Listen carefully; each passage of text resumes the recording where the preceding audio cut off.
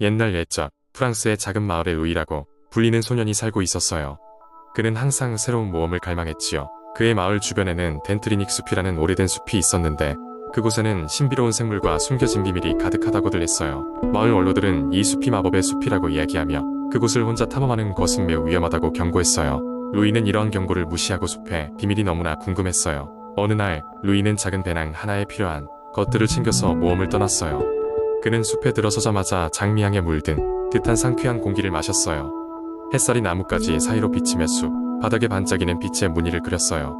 그곳에서 한참을 걸어가던 중 루이는 화려하고 장엄한 버섯들이 가득한 작은 빈터에 도착했어요. 이 버섯들은 여태껏 보았던 어느 버섯과도 달랐어요. 반짝이는 색과 빛을 내며 주변을 환하게 하고 있었어요. 루이는 그중 가장 크고 아름다운 버섯을 뽑기로 했어요. 버섯을 뽑자마자 땅이 흔들리고 눈앞에 키가 큰 요정이 나타났어요. 그의 이름은 실반이었어요. 실반은 루이에게 버섯을 뽑는 건 숲의 균형을 깨뜨리는 일이라며 조심스럽게 꾸짖었어요. 하지만 루이의 용기와 순수한 동기에 감명을 받은 실반은 루이를 벌하는 대신 숲을 안전하게 탐험할 수 있는 특별한 선물을 주기로 했어요. 요정은 루이의 손목에 빛나는 팔찌를 끼워 주었어요. 이 팔찌는 숲의 비밀을 이해할 수 있는 능력을 주었어요. 이제 루이는 숲속의 모든 생물과 대화를 나눌 수 있었고 숲의 길을 잃지 않을 수 있게 되었어요. 루이는 흥분된 마음으로 숲 깊숙이 탐험하기 시작했어요. 루이는 신비로운 동물들과 친구가 되었고 드넓은 버섯밭을 가로질러 오래된 나무의 투명한 날개를 가진 작은 새들과 노래를 불렀어요. 또 담수 호수에서는 바다의 보석 같은 물고기들과 장난을 쳤어요. 그동안 덴트리닉 숲의 수호자가 되어 다양한 생물에게 도움을 주었어요. 마침내 해질 무렵 루이는 마을로 돌아올 시간이 되었음을 깨달았어요. 숲을 나서던 그 순간 루이는 번쩍이는 팔찌가 자신의 손목에서 사라지는 것을 보았어요. 이는 실반이 약속한 시간이 끝났음을 의미했어요. 그래도 마음속에는 숲에서 배운 것들과 친구들이 남아 있었어요.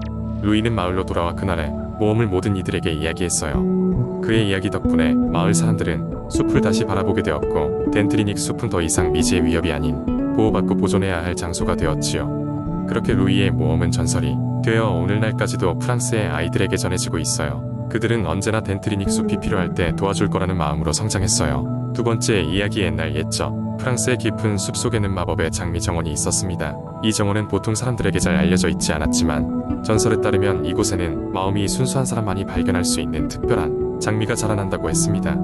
이 장미를 찾으면 소원을 이룰 수 있다는 이야기가 전해졌습니다. 빙스라는 이름을 가진 소녀가 있었습니다. 그녀는 작은 마을 외딴 농장에서 자랐고 아름다운 꽃과 자연을 사랑했습니다. 그녀는 장미 정원 이야기로 자랐고 언젠간 그 장미를 찾아내어 소원을 빌겠다고 결심했습니다. 그녀의 소원은 그녀의 마을을 더 좋은 곳으로 만드는 것이었습니다. 어느 날 빙스는 안개가 자욱한 아침에 숲속으로 들어갔습니다. 그녀의 마음속에는 장미 정원에 전설뿐만 아니라 마을 사람들에게 평화와 행복을 가져다 주려는 강한 바람이 있었습니다. 빙스는 숲속에서 새들의 노래를 듣고 나무들 사이로 스며드는 햇살을 느꼈습니다. 숲속 깊은 곳으로 들어가면 들어갈수록 그녀의 발걸음은 더 가벼워졌고 결국 그녀는 숨겨진 길을 찾았습니다. 그 길을 따라 가다 보니 빙스는 아름다운 나무와 꽃들로 둘러싸인 황금빛 문 앞에 도착했습니다. 문은 스스로 열렸고 그녀는 두근거리는 마음을 다잡고 그 안으로 들어갔습니다. 그곳은 바로 전설의 장미 정원이었습니다. 각양각색의 장미들이 빛을 발하며 황홀하게 피어 있었습니다. 빙스의 눈에 가장 아름다운 장미 한 송이가 들어왔습니다. 그 장미는 보랏빛과 은빛이 어우러져 무지갯빛으로 빛나는 모습이었습니다. 소녀는 두려움과 설렘으로 호기심과 기대감에 사로잡혀 장미 앞으로 다가갔습니다. 그녀는 눈을 감고 소원을 빌며 장미를 조심스럽게 꺾었습니다. 순간 정원 전체가 빛으로 가득 차오르며 마법 같은 순간이 연출되었습니다. 빙스는 주변의 동물들과 식물들이 꺾여진 장미의 마법에 의해 새로운 생명력을 얻는 것을 보았습니다. 하지만 그녀의 소원을 이루기 위해서는 마음의 순수함과 타인을 위한 진정한 사랑이 더 중요하다는 것을 깨달았습니다. 그 순간 장미의 마법은 빙스에게 마을로 돌아가 다른 이들을 위해 노력하고 협력하는 것이 진정한 행복을 얻는 길임을 가르쳐 주었습니다. 그녀는 정원을 떠나 마을로 돌아가기로 결심했습니다. 그녀는 마을 사람들과 함께 마을을 더 나은 곳으로 만들기 위한 다양한 프로젝트를 시작했고 모든 사람이 저마다의 장점을 빛내며 서로의 꿈을 이루어 나갔습니다. 빙스는 영원히 장미의 숲에서의 경험을 잊지 않았고 마을에는 평화와 사랑이 가득 찼습니다. 전라부와 장미의 숲 이야기는 세대에서 세대로 전해지며 많은 이들에게 영감을 주었습니다. 그리하여 사람들은 자연과 마법의 조화로운 힘을 다시 한번 느끼게 되었고 마음의 순수함이야말로 진정한 마법임을 깨달았습니다. 세 번째 이야기 옛날 옛적 프랑스의 어느 작은 마을에 구름처럼 두껍고 푸른 흙이 깔린 산기슭에 프랑젠이라는 작은 빵집이 있었습니다. 프랑젠 빵집은 신비한 맛과 향기로 유명했지만 그 중에서도 특히 마법의 바게트가 가장 유명했습니다. 이 바게트를 한 입 먹으면 굉장한 힘과 지혜가 생긴다고 전해졌습니다. 주인인 마리 할머니는 사람들이 마법의 바게트에 대해 끊임없이 묻는 것을 즐기셨습니다. 그녀는 손님들에게 이렇게 말하곤 했습니다. 바게트를 만드는 데는 시간이 필요하단다. 그건 빵 반죽에 시간이 필요하다는 뜻도 있지만 빵을 만드는 사람의 마음에도 시간이 필요해.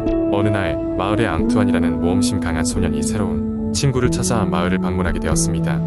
그의 꿈은 세상 곳곳을 돌아다니며 다양한 이야기를 접하는 것이었습니다. 마을 사람들은 앙투안에게 마법의 바게트에 대해 이야기하기 시작했습니다.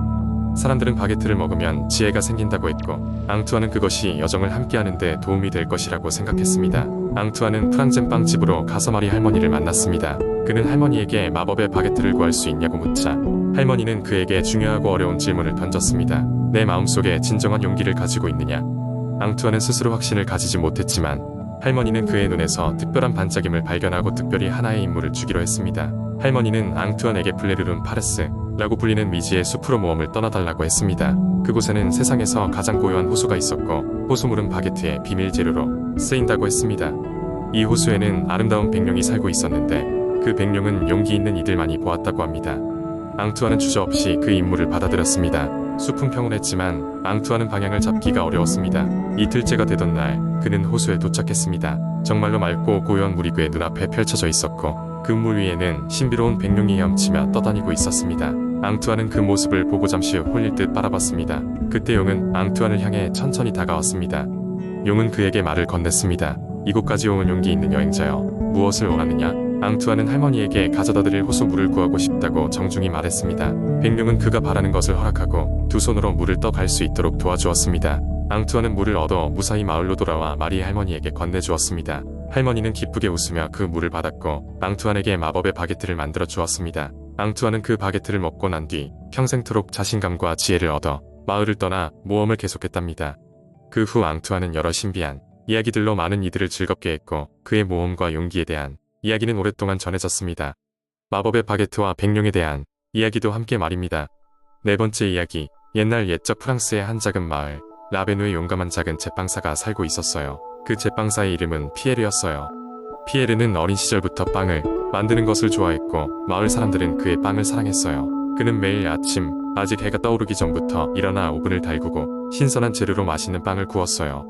그의 빵은 마을에 어디에서도 찾을 수 없는 특별한 맛이었고 사람들은 먼 곳에서도 피에르의 빵을 사러 오곤 했지요.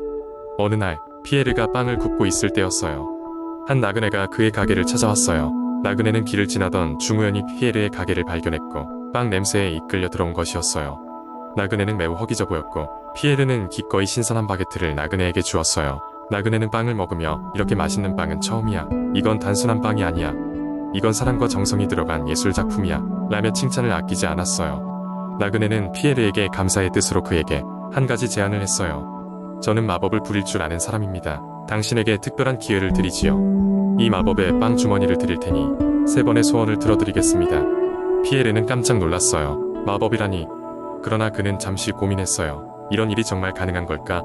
하지만 호기심 많고 모험을 좋아하는 피에르는 제안을 받아들였어요. 피에르는 첫 번째 소원으로 그의 빵 기술이 더욱더 향상되게 해달라고 부탁했어요. 나그네는 미소 지으며 그의 소원을 들어주었고 그 순간 피에르는 알 수 없는 강한 능력을 얻게 되었어요. 피에르는 이제 어떤 재료로도 최고의 빵을 만들 수 있었고 그의 빵은 더욱 많은 사람들에게 알려지게 되었습니다. 두 번째 소원으로 피에르는 그의 마을에 평화와 번영이 가득하길 바랐어요. 나그네는 다시 한번 그의 소원을 들어주었어요. 그 후로 마을은 풍요로워졌고 사람들은 피에르의 빵을 통해 행복과 기쁨을 나누었어요. 서로 돕고 나누는 문화가 생겨났고 마을은 점점 더 아름다워졌어요. 마지막으로 피에르는 3번째 소원을 말할 차례였어요. 그는 잠시 후 고민에 빠졌어요. 이미 소중한 것들을 많이 얻었기 때문에 무엇을 더 바랄지 생각했어요. 그러다 문득 그는 나그네에게 말했어요. 저의 마지막 소원은 당신이 항상 안전하고 행복하기를 바랍니다. 저에게 이런 특별한 경험을 주셔서 감사합니다. 이 말을 듣고 나그네는 감동받았어요. 그는 피에르의 이타심에 감사하며 이렇게 말했어요. 당신은 진정한 마음씨를 가진 사람이군요. 앞으로의 여정에도 행운이 가득하길 바랍니다. 그 후 피에르는 마을에서 더욱 사랑받는 제빵사가 되었고 그의 이야기는 오랜 세월 동안 사람들 사이에 전해졌어요. 피에르는 언제나 그렇듯 열심히 빵을 만들면서 사람들에게 행복을 주었고 그의 마을은 피에르의 전설적인 이야기로 가득 차게 되었답니다.